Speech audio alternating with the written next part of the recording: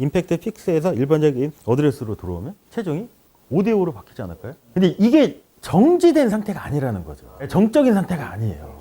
이미 시작한 상태일 수도 있다는 거예요. 이렇게 놓고.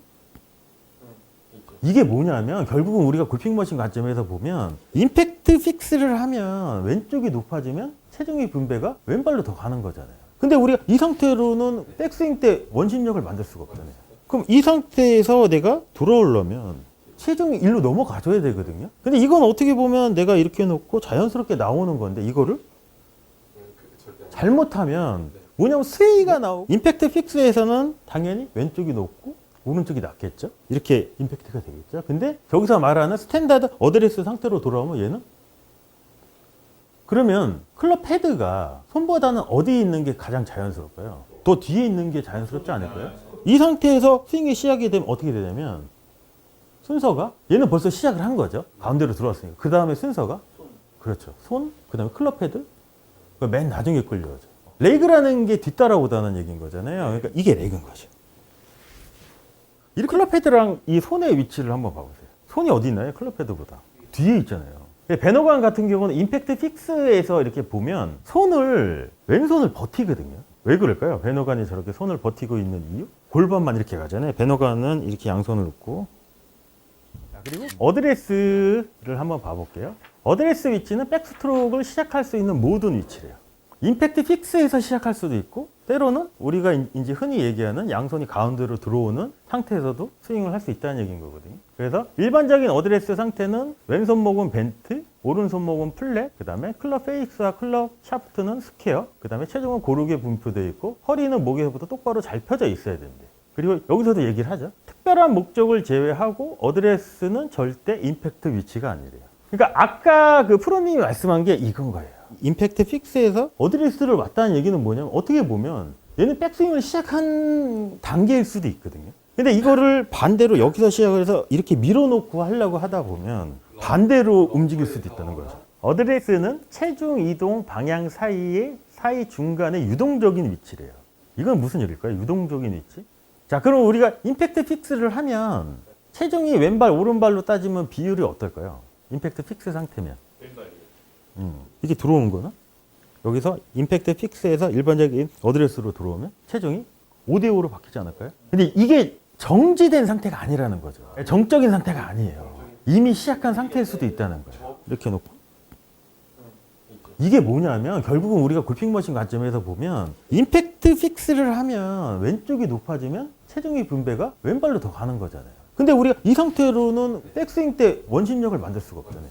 그럼 이 상태에서 내가 돌아오려면 체중이 일로 넘어가줘야 되거든요. 근데 이건 어떻게 보면 내가 이렇게 놓고 자연스럽게 나오는 건데 이거를 잘못하면 뭐냐면 스웨이가 나오고 우리가 처음에 설정한 스파인 앵글이 수직으로도 기울어지고 오른쪽으로 기울어지는 이거를 변경시킬 수도 있다고 저는 생각을 하거든요. 스웨이가 왜 나오냐면 우리가 임팩트 픽스의 이 하체 움직임은 스퀘어가 아니고 살짝 오픈인 거잖아요. 얘가 이렇게 오픈 상태인 거지. 이렇게 스퀘어가 아니고 여기서 임팩트 픽스를 하면 이 상태에서 오른쪽 힙이 뒤로 빠지는 움직임에 의해서 이게 스타트를 걸어줘야 되는데 약간 권영호 박사님이나 그 이제 다른 프로님이 얘기할 때의 조건은 뭐냐면 얘가 스퀘어 상태예요.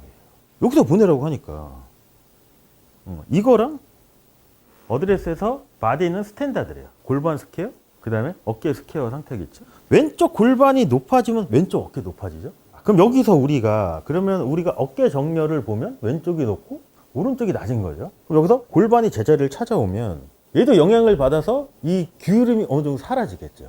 그럼 이 클럽은 어떻게 돼 있을까요? 여기서 놓고 기울음이 사라지면 여기부터 시작을 해버리면 이 시작하는데 뭔가 모멘텀을 만들어줘야 되잖아요. 근데 임팩트 픽스에서 놓고 이 골반만 제자리를 찾아오면 오히려 클럽이 빠지는 테이크어웨이 훨씬 더 쉬워질 수도 있죠. 그래서 이제 포워드 프레스가 필요한 이유. 임팩트부터의 그 정렬로 거기부터 시작이라고 생각을 한번 해보면 어떻게 보면 스윙이 되게 부드럽고 조금 더 이렇게 자연스럽게 클럽이 움직이는 동작도 훨씬 더 편할 수도 있다고 생각을 하거든요. 자, 그래서 일반적인 어드레스 상태에서는 레그 로딩을 위해 레깅 클럽 헤드 테이크웨이가 장려가 된대요. 이거는 무슨 얘기냐면 자, 드라이버 패턴으로 우리가 생각을 한번 해보죠. 자, 볼의 위치가 드라이버 같은 경우 왼발 뒤꿈치 선상이죠. 이렇게 뒤꿈치 선상에 있다고 치고 임팩트 픽스에서는 당연히 왼쪽이 높고 오른쪽이 낮겠죠? 이렇게 임팩트가 되겠죠? 근데 저기서 말하는 스탠다드 어드레스 상태로 돌아오면 얘는? 그러면 클럽 헤드가 손보다는 어디에 있는 게 가장 자연스럽까요? 더 뒤에 있는 게 자연스럽지 않을까요? 이 상태에서 스윙이 시작이 되면 어떻게 되냐면 순서가 얘는 벌써 시작을 한 거죠. 가운데로 들어왔으니까. 그 다음에 순서가 그렇죠. 손, 그 다음에 클럽 헤드, 맨 나중에 끌려오죠. 레그라는 게 뒤따라오다는 얘기인 거잖아요. 그러니까 이게 레그인 거죠. 이렇게 백스윙하는 프로들 있잖아요. 누가 있을까요? 대표적인 사람이. 드라이버 스윙을 봤을 때. 베노간이 약간 이렇게 하지 않을까요? 그 얘기는 뭐냐면 원심력 패턴, 스윙어 패턴에서는 약간 이게 더 유리하다는 거죠. 왜냐면 임팩트 픽스, 그 다음에 스윙어 같은 경우는 왼팔은 그러니까 수동적이죠. 오른팔도 수동적이에요. 그러니까 이 클럽을 움직이는 게 이 몸의 움직임인 임팩트 픽스에서 어드레스 들어오는 이 움직임에 의해서 이렇게 가면 클럽 헤드가 어떻게 보면 맨 나중에 끌려올 수도 있다는 거죠. 그게 이제 레깅 클럽 헤드 테이크웨이. 그래서 베노간 스윙 중에 제가 가장 좋아하는, 자, 이걸 한번 봐보시죠. 클럽 헤드랑 이 손의 위치를 한번 봐보세요. 손이 어디 있나요? 클럽 헤드보다 뒤에 있잖아요. 베노간 같은 경우는 임팩트 픽스에서 이렇게 보면 왼손을 버티거든요. 왜 그럴까요? 베노간이 저렇게 손을 버티고 있는 이유? 골반만 이렇게 가잖아요. 베노간은 이렇게 양손을 놓고. 근데 이거를 또 마틴 에어스는 어떻게 푸냐면 오른손하고 왼쪽 골반하고 연결이 돼 있대요. 왼손하고 오른쪽 골반하고 연결이 돼 있대요. 오른손을 얘를 이렇게 밀면 연결이 돼 있다고 치면 얘가 빠지고, 왼손을 이렇게 밀면 오른쪽 골반이 빠지고, 오른손은 이쪽으로. 그렇죠. 근데 백스윙 때는 얘는 계속 밀고 있는 거예요. 근데 골반이 버텨주면, 오른손이 밀 때 왼손이 버텨주면, 그러니까 임팩트 픽스라는 건 이건 거잖아요. 오른손이 앞쪽으로 미는 거죠. 근데 왼손이 버티고 있어요. 여기서 이 골반이 딱 스타트가 되면 이 팔이 반대로 이렇게 착 그냥 자동으로 이렇게 빠져나가는 게 쉬울 수도 있죠. 근데 이거에 대한 오해가 뭐냐면 여기서 이 임팩트 픽스를 어떻게 또 잘못할 수도 있냐면 손이 너무 이렇게 나가도 안 좋다는 거지. 얘는 미는 거예요. 이쪽으로 밀면 얘가 열리죠. 높아지고. 근데 그 가는 걸 얘가 버텨야 돼요. 버티고 얘 골반만 탁 틀어주면 아까 얘기했던 레깅 클럽 헤드 테이크어웨이가, 근데 체감적으로는 이 드라이버가 클럽 중에 가벼운 클럽이지만 이 길이라는 게 있기 때문에 지렛대 원리상 얘가 가장 무겁게 느껴질 수도 있거든요. 그러니까 이렇게 해놓고 임팩트 픽스 베노간 같은 경우 어떻게 하냐면 오른손은 앞쪽으로 포워드를 주지만 얘는 버티는 거예요. 이 상태에서 얘만 뒤로 착 빠져주면 훨씬 더 심플하게 자동으로 백스윙을 할 수 있겠죠. 이게 레깅 클럽 헤드 테이크어웨이일 수도 있다는 거죠. 이 패턴이.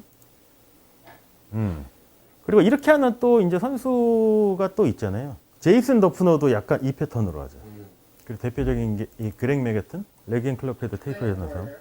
이 사람도 어떻게 보면 손이 먼저 가는 것처럼 이렇게 보이잖아요.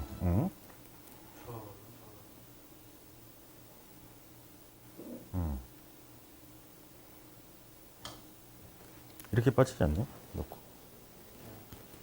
이 그렉 메가틴이라는 사람도 어떻게 보면 이제 골핑 머신을 기반으로 좀 스윙을 하는 거예요. 이 그렉 메가틴이라는 이 사람이 베너간 스윙하고 가장 비슷하다고 얘기하는 사람 중에 한 명이거든요. 되게 부드럽게 치죠. 근데 어드레스 상태가 이 상태일 수도 있다는 거예요. 임팩트 픽스의 스탠다드일 수도 있다는 거거든요. 자, 바디는 임팩트 픽스 위치, 손도 마찬가지로 임팩트 픽스 위치래. 왼손목 플랫, 오른손목 벤트. 이 상태가 어드레스를 대체할 수도 있다는 거죠. 그럼 스윙어랑 히터랑을 생각을 한번 해보면 얘는 어느 쪽에 더 가까울 거예요?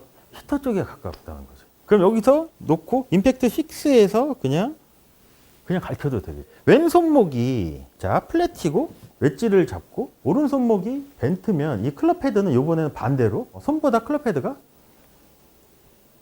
뒤에 있지 않을까요? 이 상태에서는 우리가 백스윙을 하려면 이 골반이 제자리를 찾아가는 움직임에 플랫한 왼손목, 벤트된 오른손목을 유지하고 그대로 빠지게 하면 이때는 클럽 헤드가 이렇게 뒤따라오는 게 아니고 레깅이 없죠. 그러면 원심력이라는 거는 뭔가가 뒤에서 끌려오는 움직임을 필요한 거잖아요. 이 패턴을 보면 원심력을 만들 수가 없거든요. 백스윙 때 필요한 원심력을. 그럼 어떻게 백스윙을 해야 될까요? 오른팔로 해야 돼요. 그래서 히터는 이 패턴이 더 유리하다는 거죠. 그래서 그걸 이제 논 레깅 클럽 헤드 테이크어웨이라고 얘기를 하죠. 그래서 포워드 프레스에서 시작을 해도 되는 거예요. 어떻게 보면. 손목 상태가 플랫, 왼손목 플랫, 오른손목 벤트 상태에서 시작을 해도 되고, 때로는 긴 클럽 같은 경우는 볼의 위치가 상대적으로 왼쪽에 있으니까 자연스럽게 돌아오면 위치가 바뀔 수밖에 없잖아요. 그럼 클럽 헤드가 뒤따라오는 원심력을 쓸 수 있는 거고, 짧아지면 아무리 와도 안 되잖아요. 그럼 그때는 그냥 접었다 피면 훨씬 더 스트로크가 심플해지겠죠. 그래서 저번에 김프로님이 말씀하셨을 때 히터는 그런 포워드 프레스가 필요 없습니까? 이렇게 말씀한 게 이걸 수도 있어요. 그러니까 이 포워드 프레스 상태가 되면은 플랫한 왼손목, 오른손목이죠. 그럼 여기서 얘가 벤트 플랫으로 돌아올 수 있지만 때로는 이 상태를 유지하고 그대로 갈 수도 있다는 거죠. 자, 그리고 하프 앤 하프. 그러니까 이게 비슷해요. 저기 임팩트 픽스에서 나오는 거랑 또 비슷한데, 바디는 스탠다드 임팩트 픽스 위치래요. 그리고 손은 어드레스 상태래요. 그때는 또 어떻게 테이크어웨이를 해야 되냐면, 짧은 샷 레그 로딩을 위해 익스텐서 액션 테이크어웨이를 장려한대요. 자, 손이 이렇게 돼 있는 거죠. 바디는 임팩트 픽스고, 양손은 이렇게, 왼손목은 벤트, 오른손목은 플랫이에요. 그럼 이 상태에서는 우리가 익스텐션 액션이라고 해서 오른손을 지긋하게 당겨서 왼팔 올려줬죠. 그럼 여기서 이렇게 놓고 오른손목이 이렇게 벤트된 움직임에 의해서 그대로 당기면 백스윙은 어떻게 될까요? 이렇게 하면 많이 될 수 있을까요? 많이 안 돼요. 그럼 숏게임 때 조금 필요한 패턴일 수도 있어요. 이 패턴은.